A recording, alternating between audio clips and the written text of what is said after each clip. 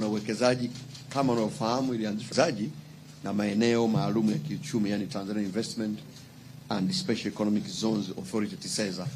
Taasisi mpya hii ambayo tumeianzisha mwaka huu ikiwa ni muunganiko wa iliyokuwa TIC na EPZA. Kwa kifupi, Tume ya Taifa ya Mipango ina jukumu la kuratibu na kusimamia utekelezaji wa mipango ya maendeleo ya taifa ya muda mfupi, muda wa kati na muda mrefu. Ofisi ya Msajili wa Hazina ina jukumu la kutunga na kusimamia utekelezaji wa miongozo kwa ajili ya uendeshaji, hususan uwekezaji wa sekta binafsi. Na katika mkutano huu na utendaji wa ofisi yetu, lakini hususan hizo taasisi ambazo tunazisimamia katika maeneo ya uwekezaji, usimamizi wa mashirika ya umma pamoja na mipango ya maendeleo ya kitaifa. Nianze tu na kueleza kidogo kuhusu vipaumbele na mwelekeo wa uwekezaji katika kipindi cha miaka 5 ijayo. Kwanza, katika uwekezaji tunapopima mafanikio huwa tunatumia vigezo vikubwa vitatu.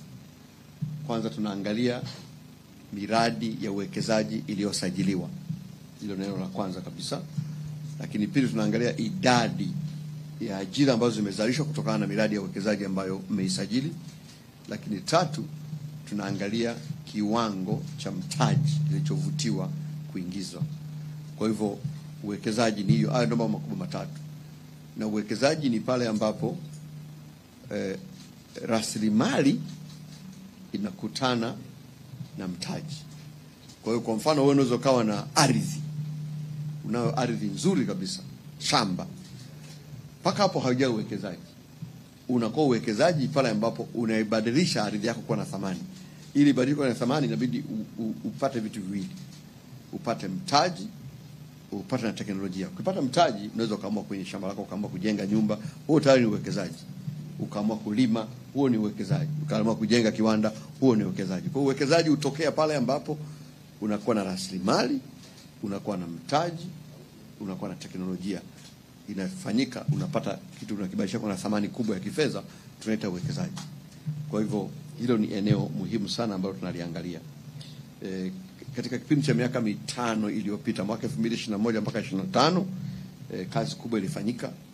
Kwa mfano, idadi ya miradi ya uwekezaji iliongezeka kutoka kusajili miradi 252 kwa mwaka 2021 hadi kufikia miradi 901 mwaka 2024.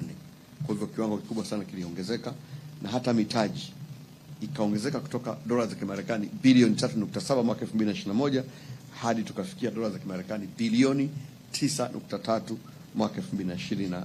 Kwa hivyo kwa vigezo vyovyote tutakavyopima, utaona kwamba sekta ya uwekezaji katika miaka 4-5 iliyopita, katika awamu ya 6 ya Mheshimiwa Dr. Samia Suluhu Hassan, kazi kubwa ilifanyika na mafanikio yalionekana.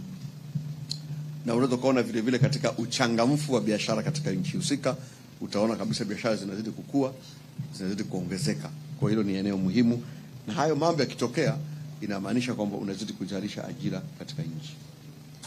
Kwa hiyo hayo ni mafanikio kwa kifupi, lakini ningetaka sana kujikita kile ambacho tunakifanya kuelekea mbele. Ndio muhimu sana katika miaka 5 ijayo katika kutranslate au kutafsiri ilani ya Chama cha Mapinduzi kwenda kwenye matendo. Kazi kubwa tulionayo ni kubadilisha ahadi kuwa vitendo. Ahadi ambazo tumeziahidi mwaka 2025 katika uchaguzi uliokamilika mwaka huu, ahadi za ilani ya Chama cha Mapinduzi, lakini pia ahadi za Mheshimiwa Rais mwenyewe katika kampeni zake. Lazima tubadilishe ahadi kwenda kwenye vitendo. Na ndio kazi yangu moja hapa msingi kama waziri mwenye dhamana ya mipango, ni kwamba mipango ambayo tumekubaliana ibadilishwe iende kwenye vitendo. Kwa hiyo nitakutumia muda mwingi hapa, nitatumia muda mwingi sana kuelezea namna tunavyoenda kubadilisha ahadi mbalimbali kwenda kwenye vitendo, ili yale ambayo tumeahidi yaende kuonekana kwa maisha ya wananchi wetu. Kwanza, katika upande wa uwekezaji, katika miaka 5 ijayo tunaenda kuchukua hatua zifuatazo katika kuimarisha huduma za uwekezaji na kuibua fursa kwa wananchi wetu na hususan vijana.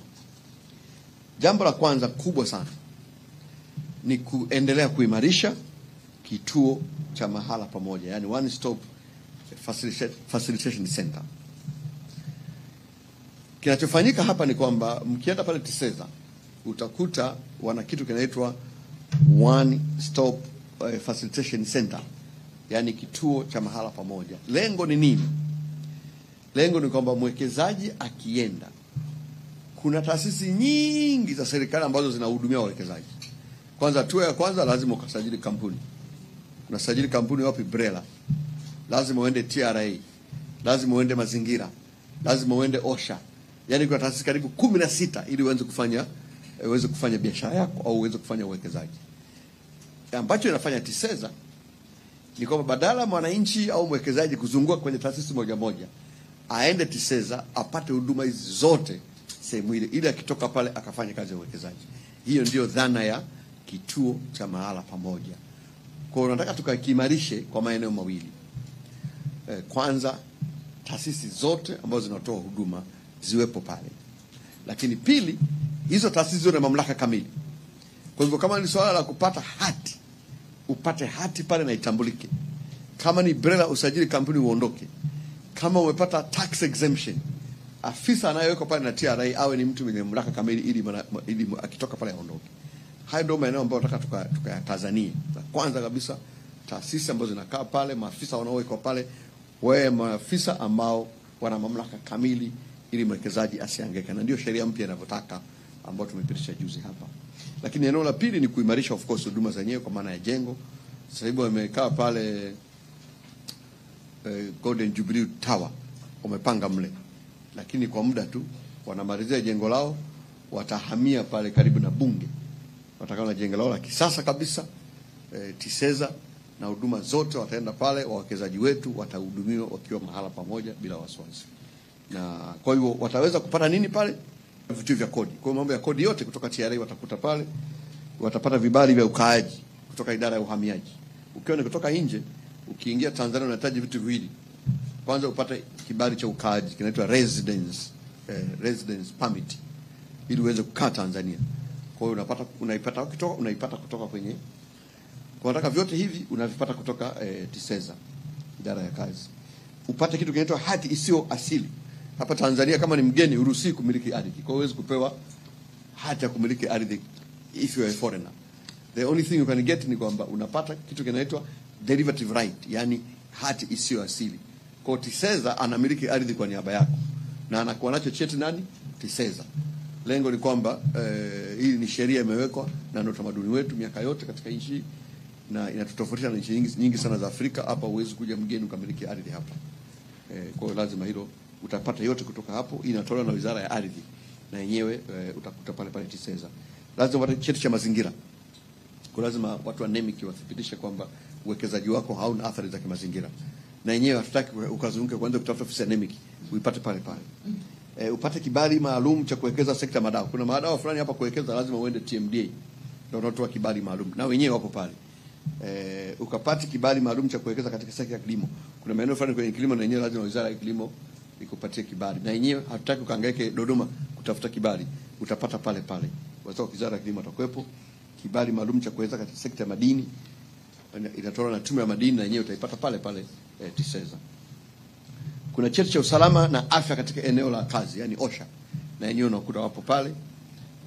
Kuna vitambulisho vya NIDA kwa maana kama ni raia wa kwetu una basi wataka process pale unapatiwa kiwapo hapo. Kuna taratibu za kuunganishwa na umeme, TANESCO wanakuwepo pale, na kupata cheti cha ubora wa bidhaa inatolewa na TBS na yenyewe unapata pale. Kwa huduma hizi 14 kwa sasa zinapatikana TISEZA. Kwa mwananchi akitaka kuwekeza, kijana wetu amemaliza chuo kikuu, anataka kusajili kampuni, process zote hizi ataenda TISEZA, atazikamilisha kwa muda mfupi iwezekanavyo.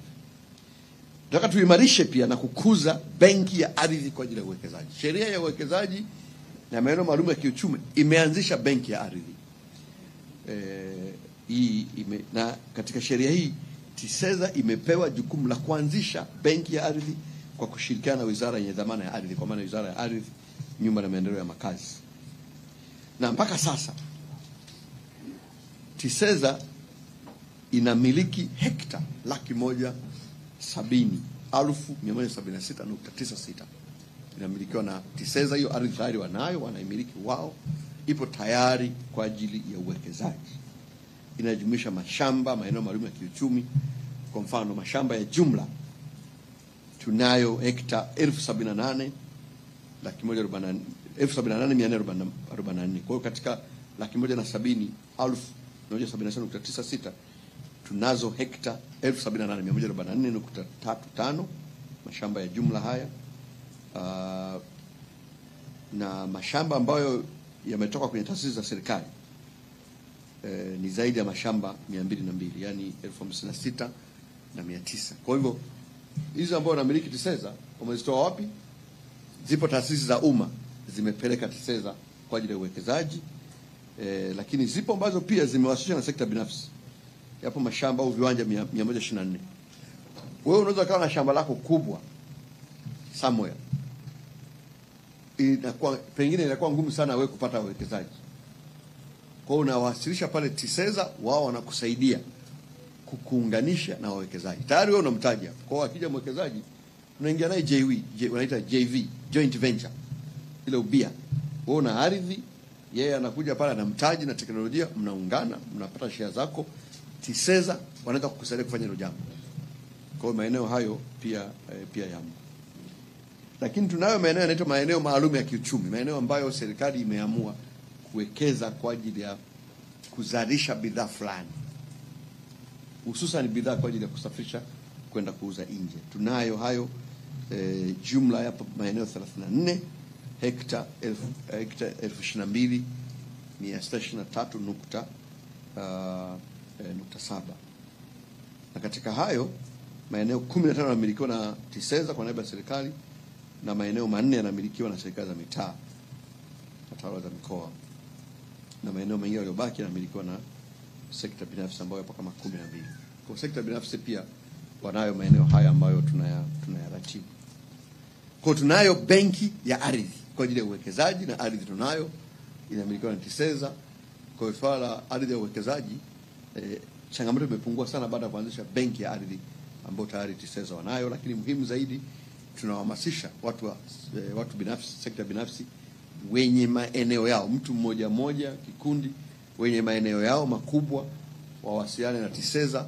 TISEZA watawasaidia kuunganisha na wawekezaji ili wabadilishe hiyo ardhi kuwa uwekezaji, kwa sababu Watanzania wengi sana wanamiliki ardhi. Mimi na shamba Bagamoyo, na shamba Kibaha, na shamba si wapi, lakini ile shamba ukiwa nalo kama halijakutana na mtaji na teknolojia, ni shamba tu, halikusaidii sana.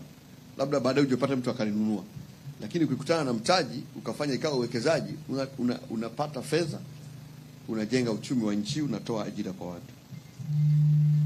Eneo la tatu nataka tupambane nalo kama hatua hii ni mpya, tunaanzisha jukwaa la uwekezaji la kitaifa, yani National Investment Forum. Hili jukwaa kuanzia Januari, mimi na mawaziri wenzangu wa viwanda na biashara, waziri wa fedha, waziri wa ardhi, waziri wa muungano na mazingira, na wengine ambao watahusika, tutakutana na wawekezaji kila baada ya miezi mitatu. Lengo ni kuwasikiliza, wapate maoni yao, changamoto zao, tuzitatue. Na ndio watu tunakaa mawaziri kadhaa pale na taasisi zake zinazohusika. Ana changamoto baada ya kusubiri kila mara moja kwa mwaka. Tunataka tuwe nao at least mara moja kila baada ya miezi mitatu, tuweze kuwasikiliza, tupokee kero zao, tuzitatue, ili watu wakafanye uwekezaji, uchumi ukue, ajira ziweze kuzalishwa. Kwa hiyo ni jambo ambalo tumelianzisha jipya, tutaanza kulitekeleza kuanzia mwezi wa 3. Jambo ninataka kulifanya hapa ni kuelezeni kwamba kwa kuzingatia malengo na matarajio ya dira 2050, katika kipindi cha miaka 5 ijayo, miradi ya uwekezaji itachaguliwa kwa kuzingatia vigezo 5 vifuatavyo. Kwa hiyo ili tumkaribishe mwekezaji hapa, vivyo vigezo ambavyo tutavizingatia. Tutazingatia vigezo ambavyo vipo kwenye dira. Dira imeshatuainishia tayari vigezo 5 vya msingi. Kwanza, tunataka tuangalie huo mradi una uwezo na fursa kiasi gani ya kuzalisha ajira kwa wingi.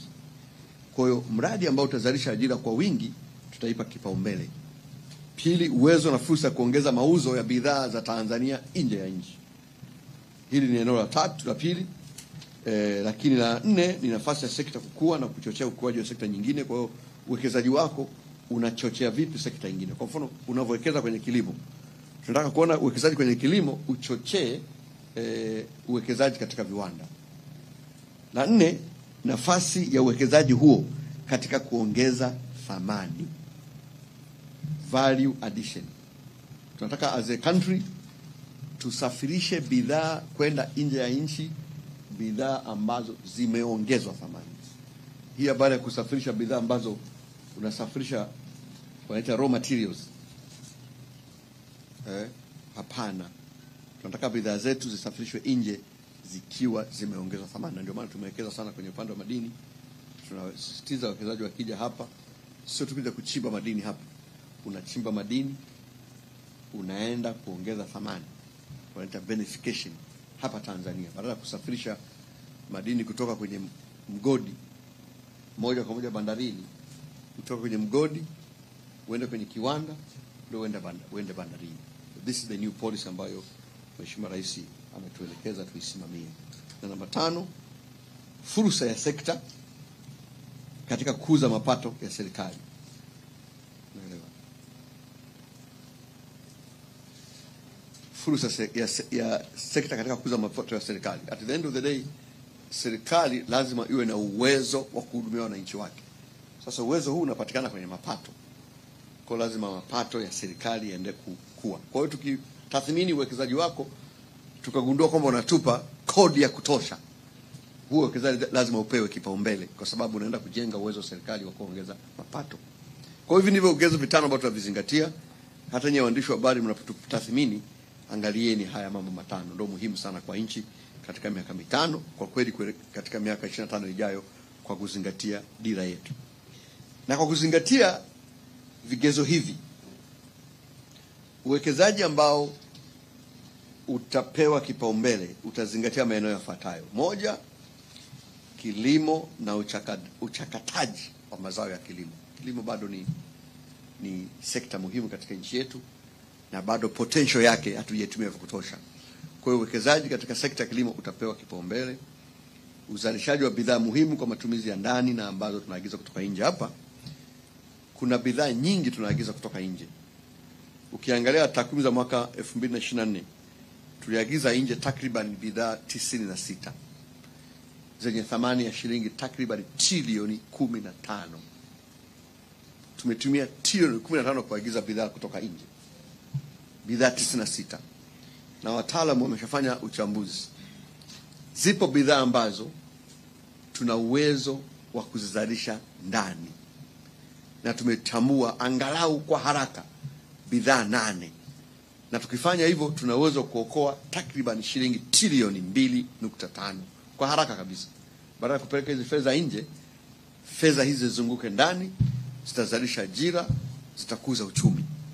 Kwa hivyo tumeamua kwamba bidhaa hizi, tulikuwa tunayo sukari, lakini sukari tumeiondoa kwa sababu kuanzia mwaka kesho Tanzania itakuwa inajitegemea kwa uzalishaji wa sukari. Kwa hiyo tumeiondoa. Tayari bidhaa ya kwanza kabisa ilikuwa sukari. Sasa kuanzia mwakani viwanda vyetu vimepanuliwa sana. TPC, Kilombero, Kagera Sugar, vyote tumeanzisha viwanda vipya hapa Bagamoyo, kule Morogoro, na kuna wawekezaji wengi pia wanaenda kuomba vibali vya kuwekeza kwenye sukari. Kwa sukari kuanzia mwaka kesho 2026 hatuhitaji kuagiza sukari kutoka nje. Sana tutakuwa tunapambana kutafuta masoko ya kuuza sukari nje. Kwa hiyo tunashukuru Mungu kwamba hili limeondoka. Bidhaa ya pili ambayo tunataka tupambane ni mafuta ya kupikia. Tunaagiza mafuta ya kupikia mengi sana, wakati nchi yetu ina nafasi nzuri ya kuzalisha alizeti. Mafuta ya alizeti ni mafuta ya high class, yanahitajika sana hata kwa wenzetu kule. Kwa hivyo nataka kuanzisha mashamba maalum na viwanda maalum kabisa kwa ajili ya kuzalisha mafuta ya alizeti. Na tayari tuna wawekezaji wa kutosha, wanakwenda Dodoma, wanakwenda Singida, wanakwenda Kigoma na maeneo mengine kwa ajili ya kuanzisha ili kulima alizeti. Sasa hivi changamoto ambayo tunayo hapa ni kwamba tuna viwanda vya alizeti hapa vya kuchakata mafuta ya alizeti, lakini havina raw materials, malighafi hamna. Kwa hiyo vinazalisha miezi 3-4 vimefungwa. Kwa hiyo ambacho strategy ambayo tunakuja nayo mkakati ni kwamba kuwe na value addition. wao wenye viwanda wawe na mikataba na wakulima. Kwa hivyo unalima kama ufanye kwenye miwa, unapewa shamba, unalima kwa lengo la kulisha kiwanda, unakuwa na mkataba wako kabisa. Wakulima wengi wakishakuwa na uhakika wa soko watalima. Kwa hivyo hili ni eneo ambalo inaitwa value chain, unaanza kwenye shamba mpaka kwenye kiwanda. This is a new strategy ambayo tunakuja nayo ili tuweze kujitegemea kwenye eneo la mafuta ya kupikia, hususan mafuta ya alizeti, kwa sababu tuna bidhaa hapa. Nyingine ni ngano. Bado tunaagiza ngano nje karibu 90%, na nafasi ya kulima ngano Tanzania ni kubwa. Ngano inatumika kwenye maeneo mengi sana, nyinyi mnafahamu hapa. Vyakula mnavyokula vingi ukishika tu katika vyakula vitatu mpaka 4 vitakuwa ni ngano. Iwe ni mkate, iwe ni kwenye mabia huko wapi, ngano inatumika mno. Na tuna nafasi nzuri ya kulima ngano. Nataka tuvutie uwekezaji kwenye eneo la kulima ngano ili tuachane na habari hii ya kuagiza ngano kutoka nje. Mambo mengine kama furniture na kadhalika. Kwa yote haya tumezitambua bidhaa ambazo tunaenda kuweka nguvu ya ziada ya kuweza kuzalisha nje ili kujitegemea katika maeneo haya na kupunguza matumizi ya fedha za kigeni kuzipeleka nje, lakini pia kuchochea uwekezaji ndani na hivyo kuchochea swala la ajira. Eneo la tatu ni ufugaji. Lazima kuanzisha malisho ya mifugo, ranchi za kibiashara. Tuna mifugo mingi hapa, sisi ni nchi ya pili nadhani kwa wingi wa mifugo barani Afrika, lakini bado ufugaji wetu sio ufugaji, ni uchungaji. Kwa swala la kubadilisha uchungaji kwenda ufugaji ni swala la muhimu, ili ng'ombe moja aweze kuzalisha maziwa ya kutosha. Tuna viwanda vya maziwa hapa, lakini ukiongea na kina Asas wanapambana kutafuta maziwa. Hiyo ni changamoto kubwa sana. Tumechochea viwanda, wanajenga, halafu raw material kwa maana ya malighafi inakuwa hamna. Sasa hili ni eneo ambalo tumeona kama ni fursa kubwa, lazima tuwekeze katika swala zima la ufugaji wa kisasa. Kwa hiyo ni eneo ambalo litaenda kupewa kipaumbele kikubwa sana kwenye eneo hilo. Na ranchi zetu ziendeshwe kibiashara. Tuna ranchi hapa, nyinyi mnazifahamu, ukienda hapo Kongwa, maeneo mbalimbali tuna ranchi nzuri tu, lakini kwa kweli haziendeshwi kibiashara. We have to transform these ones into commercial entities. Zifanye biashara, wape watu wa sekta binafsi ziendeshe, ambao wanaweza kufanya vizuri zaidi. 4 ni uvuvi na ufugaji wa samaki. Na tayari ukienda Mwanza kule, swala la vizimba limeanza kupamba moto, lakini eneo ambalo pia tunahitaji kuliboresha. Uwekezaji mkubwa sana kwenye uvuvi wa kisasa. Ndio maana serikali inajenga bandari ya kisasa ya uvuvi pale Kilwa. Kwa sababu bado hatuna deep fishing. Uvuvi wetu tunafanya ni wa kawaida tu. Ukienda pale wavuvi wetu wanaojua mitumbwi wanaokota samaki, lakini hatujawafuata samaki chini. Na sisi tuna water bodies za kutosha hapa, maziwa, mito. Tuwekeze kwenye teknolojia ili tukafanye deep fishing. Eneo la samaki ni eneo ambalo linaweza kutupa very big economic value. Na yenyewe tunaweza kuchochea uwekezaji kwenye maeneo haya ili tuweze kuvutia. Kuna utalii sitaji kuelezea sana, mnafahamu. Lakini kikubwa sana kwenye utalii, tunataka tufungue utalii mwingi kuzungumza hapa. Tutazungumzia wapi? Wapi? Si huko Serengeti, huko Kilimanjaro kaskazini. Tunataka tufungue kaskazini nyingine zisizopungua 5. Tayari imeshaanza kufunguka 10. Lakini nataka tufungue kwa Ruaha. Ruaha is the best national park tulionao katika Tanzania kuliko hata zile za Serengeti. Lakini kwa sababu hatujaifungua, ukienda kule Bugiri, we want to open kaskazini zingine 5 katika utalii.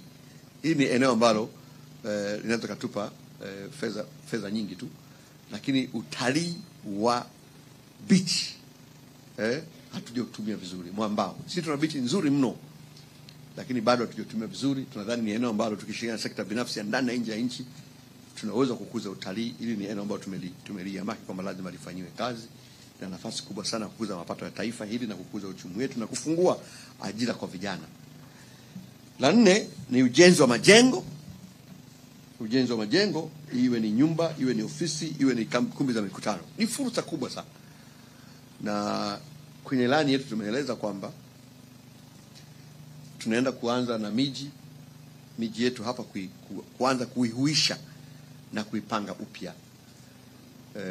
Mimi ni mbunge wa jimbo la Ubungo. Ukienda pale Manzese, Manzese ni eneo zuri, lakini makazi yake ni changamoto. Kwa hiyo pale tunahuisha ili sekta binafsi inakuja, tunaunganisha na wenye nyumba zibomolewe, zijengwe magorofa. Mtu akijenga gorofa zake 5, 6, 10 halafu wewe uliokuwa na nyumba yako akakuachia floor moja ya makazi na kabiashara kako hapo, kuna ubaya? This is what other places they are doing. Kwa tunaunganisha watu wetu na wawekezaji.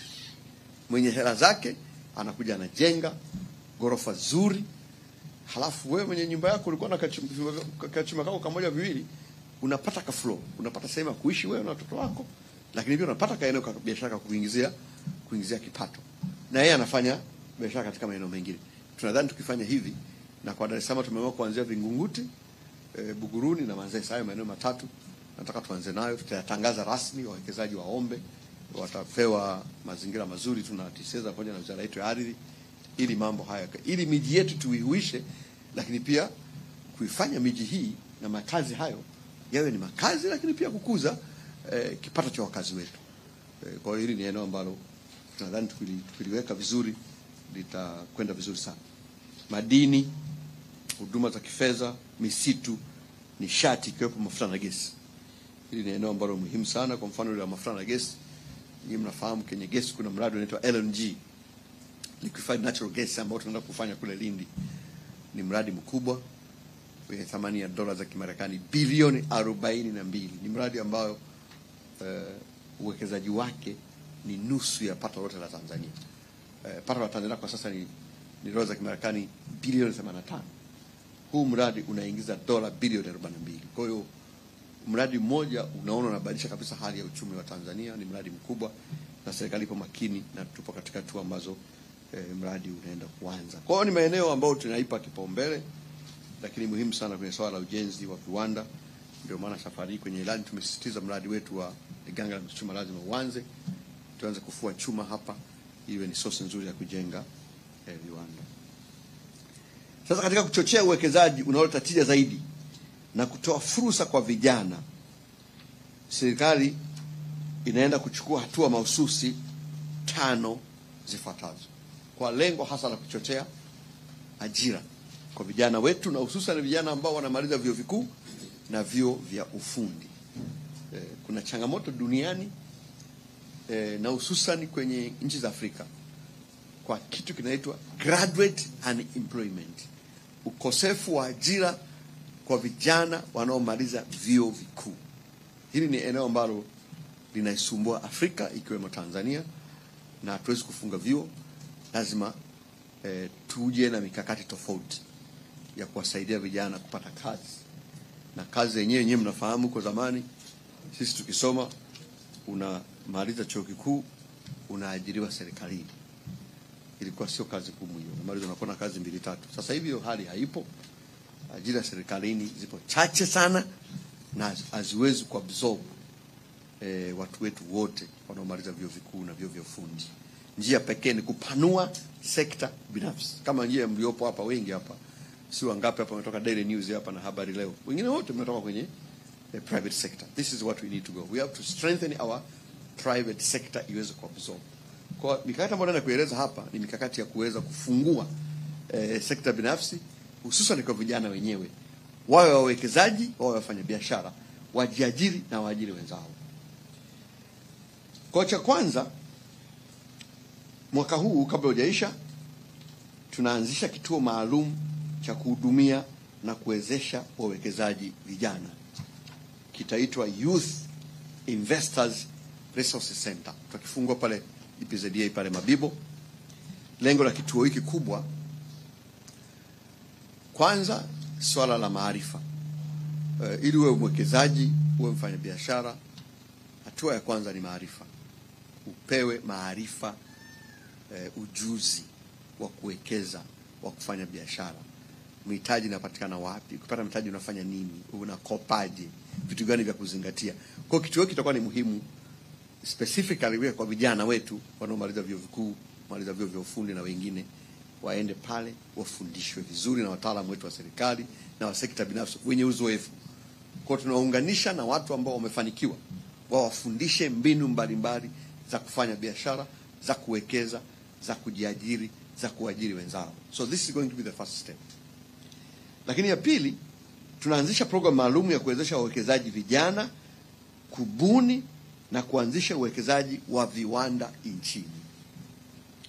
Kwa hiyo kama nilivyosema, TISEZA tunayo maeneo ambayo tumetenga kwa ajili ya maeneo maalum ya kiuchumi, special economic zones, kwa lengo la kujenga viwanda, hasa viwanda ambavyo vinaenda kwa ajili ya kuchakata kuongeza thamani mazao mbalimbali, ikiwepo mazao ya kilimo, mifugo, uvuvi, misitu pamoja na madini. Ambacho tunafanya hapa, hii itakuwa program maalum ya kuwawezesha wawekezaji vijana wakabuni na waanzishe uwekezaji wao wapi? Viwandani. Kwa hatua ya kwanza, akishapata mafunzo pale kwenye kile kitu ambacho tumeelezea, ambacho pia hivi tutafungua kwa kila mkoa. Akishapata mafunzo, next step, fungueni kampuni. Watasaidiwa kufungua kampuni, wasajili BRELA. Baada ya hapo, kitakachofuata itakuwa sasa kukabidhiwa eneo ili waweze kuwekeza. Sasa eneo hili uweze kumpa tu eneo kijana hapa pale shamba hili hapa. Lazima tuunganishe sasa na wenye mitaji. It can be financial institutions, kwa maana ya mabenki ama wawekezaji wa sekta binafsi. Sasa kwenye viwanda kuna vitu vinaitwa mitaa ya viwanda ama kongani za viwanda. Maana yake unakuta huo mtaa wa viwanda, maana yake kwamba ndani unakuwa na viwanda vingi, kama wale ambao wameshaenda kule Kwala Sinotan Industrial Park. Pale kuna viwanda vingi. Kwa nataka sasa mwekezaji wa sekta binafsi yeye atawekeza kujenga hiyo mitaa. Ndani mle tunataka ile industrial sheds awakabidhi vijana. Kwa ndani unaweza kukuta labda kiwanda cha kuzalisha nguo, kiwanda cha kuzalisha sabuni, kiwanda cha kuzalisha mafuta na kadhalika. Tunataka mwekezaji mkubwa mwenye mihela yake mingi anaweza kajenga hilo mitaa la viwanda. Tunataka hivyo viwanda aweze kuwapangisha vijana. Kwa kazi ya serikali tutakayofanya sisi, tutaweka umeme, tutaweka maji, tutaweka barabara, ile miundombinu ya msingi. Then mwekezaji atajenga hizo sheds. Mwekezaji akijenga sheds, tunataka specifically hizi sheds awapangishe vijana ambao wamepata mafunzo, walitoka vyuo vikuu. Akiingia hapo kijana, wapo vijana 5, 10, 15 wanamiliki kiwanda chao. Kwa hivyo hapo wataajiriana wenyewe. Kama ni engineer wataajiri engineer, kama ni human resource hapa, kama ni mhasibu hapo. Kwa vijana wanakuwa wanamiliki viwanda vyao. Na haya tumeshazungumza na mabenki mbalimbali kama Tanzania Bank, TCB, CRDB na mengine ambao wapo tayari kushirikiana na sisi katika hili. Na sisi kama serikali, hatua ya kwanza tutatoa mafunzo, lakini hatua ya pili tumetenga maeneo. Kuna eneo zuri sana lipo kule Dodoma inaitwa Nala. Tumetenga ekari 100 kwa ajili hiyo. Pwani, eneo hot kabisa pale Kwala, tumetenga ekari 20. Mara Bunda tuna eneo zuri pale, tumetenga ekari 100. Ruvuma Songea tumetenga ekari 100. Na Bagamoyo Pwani tumetenga ekari 20 kwa kuanzia. Haya maeneo tumeyatenga 1, 2, 3, 4, 5. Maeneo 5 kwa kuanzia. Yenye jumla hizi ekari ambazo zimestaja hapa, nikipiga hesabu 120, 220, 320, 340. Ekari 340 zinatengwa kwa kuanzia specifically kwa ajili ya vijana, na nimesema hapa vijana wanaomaliza vyuo vikuu na vyuo vya ufundi. Watakuwa pata mafunzo, wataunganishwa na wawekezaji na mitaji, watakabidhiwa maeneo haya waanzishe viwanda kwenye hiyo mitaa ili waweze kusimamia. Kwa hiyo ni jambo ambalo kubwa, zito, na ndio maana tumetenga maeneo 5 tuko kuanzia, tuyafanyie tuone hatua ambayo tutapiga. Na hao vijana watapatikanaje? Wenzetu TISEZA watatangaza. So it's not like, tatangazwa wazi kwenye magazeti, vyombo vya habari, vigezo vitatolewa, wataomba. Kutakuwa na wazi kabisa, tufanyika interview, watachaguliwa vijana hawa hapa, then watapatiwa mafunzo, tutaunganisha na hizi taasisi waende pale wakafanya hiyo kazi. Tunadhani kwa kufanya hivi tuanze kubadilisha mtizamo kwamba ajira ni serikalini, lakini pia badala kusema tu wakaajiriwe, wanaweza wakatengeneza ajira wenyewe na wakatengeneza ajira kwa ajili ya wenzao wakaweza kujiajiri. Hilo ni eneo la pili. La tatu, tutasogeza huduma za mamlaka ya uwekezaji na maeneo maalum kiuchumi kufika kila mkoa. Kuelekea huko mbele, nataka kila mkoa ufungue ofisi kama ambayo ipo hapa kwa kila mkoa. Kwa kama ni Singida unakuwa na ofisi ya TISEZA pale inatoa huduma kwa wawekezaji pale pale badala kufunga safari kuja Dodoma ama kuja Dar es Salaam.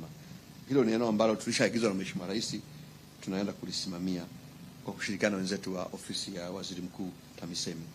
La 4, kwa kushirikiana na sekta binafsi kujenga miundombinu ya uwekezaji wa viwanda nchi nzima. Nimeshalieleza hili. Kwa hili ambalo tumeanzisha program fupi, tungetamani isambae nchi nzima. Tukifanikiwa hili, tunaona kwamba inaweza kuwa ukombozi uko mbele na utapunguza gharama za Watanzania kuweza kuwekeza. La mwisho, la 5, ni kubuni na kuanzisha vivutio vipya vya uwekezaji mara kwa mara. Ili sasa hawaweze kufanikiwa, lazima itabidi kutengeneza vivutio vipya katika maeneo haya vya kikodi na visivyo vya kikodi, ili kuweza kuwarahisisha mazingira ya uwekezaji, ikiwemo kuweka miundombinu muhimu, kwa mfano maji, umeme, barabara, ili iweze kufikika na kuwaunganisha na masoko. Ndio maana tumechagua maeneo ambayo yapo karibu na reli, ili iwe rahisi kusafirisha bidhaa ambazo wanaziuza kwenda kwenye masoko mbalimbali. Na la mwisho katika eneo hili niseme kwamba katika kuendelea kuimarisha mazingira ya biashara na uwekezaji nchini, serikali inakamilisha mapitio na maandalizi ya mkakati mpya wa kuboresha mazingira ya biashara na uwekezaji nchini. Nyinyi mnafahamu kumekuwa na blueprint tangu mwaka 2018. Imeshakaa zaidi ya miaka 5.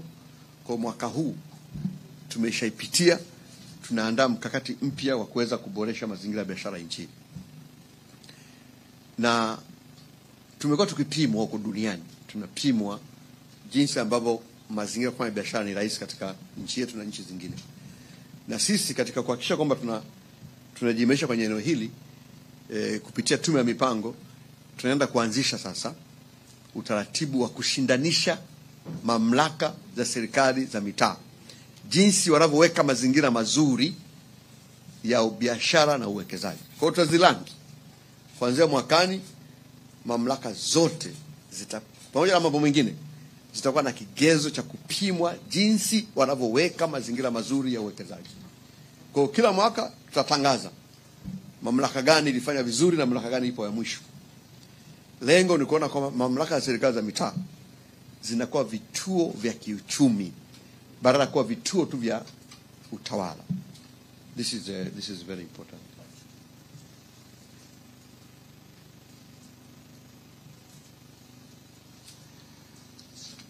Na hapo muda umebaki dakika 20, ni nyingi sana hizo. Sasa hivi namaliza. Sasa mimi ni mwalimu, kwa hiyo namalizia eneo la mwisho. La mwisho kabla ya mwisho ni hili la mipango ya maendeleo ya taifa katika kipindi cha miaka 5 ijayo, kwa maana ya Tume ya Taifa ya Maendeleo inaendelea maandalizi ya nyenzo za utekelezaji wa dira 2050. Tunaandaa na maandalizi ya nyenzo ya kwanza, kitu kinaitwa mpango wa maendeleo ya miaka 5, tunakamilisha, utazinduliwa kabla ya tarehe 1 Julai na utaenda bungeni. Lakini pia mpango wa maendeleo mwaka mmoja na mkakati wa ufuatiliaji na upimaji. Kwa upande wa mashirika ya umma nisema mambo manne tu. Upande wa mashirika ya umma, moja, tunaenda kuweka mfumo mpya na imara zaidi wa upimaji wa maendeleo ya mashirika ya umma kwa kuzingatia tija ya kiuchumi na utoaji wa huduma kwa wananchi. Kwa mashirika ya umma na kuwekewa M&E, vigezo vipya vya upimaji, kuhakikisha kwamba ni kwa kiwango gani wanachanga katika maendeleo ya uchumi na katika utoaji wa huduma kwa wananchi. Lakini la pili, kuweka masharti na vigezo kwa mashirika ya umma ya kibiashara kujisajili katika soko la hisa. Kwa hiyo kuna sheria mpya tunaiandaa itazingatia mambo haya. Moja ni kwamba baadhi ya mashirika ya umma tutataka yasajiliwe kwenye soko la hisa, Dar es Salaam Stock Exchange, nadhani wengi mlifahamu. Ni kwamba ili Watanzania wapate nafasi ya kununua hisa na kumiliki mashirika haya, lakini pia unaongeza uwazi katika uendeshaji wake. Kwa hili linakuja. La tatu ni kuweka masharti ya watendaji wakuu wa mashirika ya umma na wajumbe wa bodi za wakurugenzi kupatikana kwa njia ya ushindani, ili kuwa na uwazi zaidi juu ya ushiriki wa Watanzania wenye sifa katika kuendesha mashirika ya umma nchini. Kwa hivyo huko mbele, kuanzia tarehe 1 mwezi wa 7, sheria mpya ikipita hii, ni kwamba watendaji wa mashirika ya umma utakompiti. Kama ni Director General wa TANESCO utaomba kwa vigezo ambavyo vipo, utaapply. Kama ni wajumbe wa bodi, ndugu yangu, unataka kuwa mjumbe wa bodi wa TISEZA, si wa TPA, si wa nini, utaomba. utapitia mchakato wa ushindani. Watanzania wote wenye vigezo wataomba, utafanyika utaratibu wa kawaida, utachaguliwa kwa kile kinachoitwa competitive recruitment, kwa njia ya ushindani. Na la mwisho, itaanza kuanzisha chanzo mahususi cha fedha kwa ajili ya kupata mitaji ya uwekezaji wa umma. Kwa mashirika ya umma ya kwetu haya mengi yanaweza kufanya biashara kubwa lakini hayana mitaji. Kwenda kuanzisha chanzo mahususi kwa ajili ya kupata fedha kwa ajili ya kupata mitaji. Nimalizie hitimisho, niseme tu kwa matarajio ya serikali ya awamu ya 6 chini ya uongozi wa Dr. Samia Suluhu Hassan, Mheshimiwa Rais wa Jamhuri ya Muungano wa Tanzania, kwamba ifikapo mwaka 2030 hatua kubwa zitakuwa zimepigwa na mafanikio makubwa kupatikana, ikiwemo kwa mfano miradi ya uwekezaji kuongezeka, fursa za ajira kupanuka na mitaji ya uwekezaji kukua zaidi. Matarajio yetu ni kuzalisha ajira angalau milioni 8 na kuvutia mtaji wenye thamani ya dola za Kimarekani bilioni 50 ifikapo mwaka 2030. Pili, kuimarika kwa usimamizi, ufuatiliaji na usimamizi wa miradi ya maendeleo kwa kuzingatia vigezo vya matokeo, kitu kinaitwa key performance indicators. Kwa kila wizara na kila taasisi ya umma itapewa viashiria vya kufikia na watapima kwa kuzingatia viashiria hivyo. Kwa hivyo tunakamilisha hiyo tunapoanza kama sema maandalizi ya utekelezaji wa dira 2050. Kila sekta, kila wizara itapewa specific key performance indicators, na mafanikio ya wizara na sekta itapimwa kwa kuzingatia viashiria hivyo. Na mwisho, mashirika ya umma kuwa na tija zaidi kwa kuzingatia mchango wao katika uchumi na utoaji wa huduma bora kwa wananchi. Kwa ndugu zangu waandishi wa habari, kwa niaba ya wananchi, hayo ndio maeneo ambayo tunakwenda kuyasimamia sisi Ofisi ya Rais, Mipango na Uwekezaji. Na naomba niishie hapo, nitakuwa na furaha kujibu maswali yenu kama yatakuwepo. Asante na Mungu awabariki sana. Hata waandishi wa habari mnaweza kupiga makofi. Nyie mna gani? Waandishi wa habari, unaona nani bana? Asante.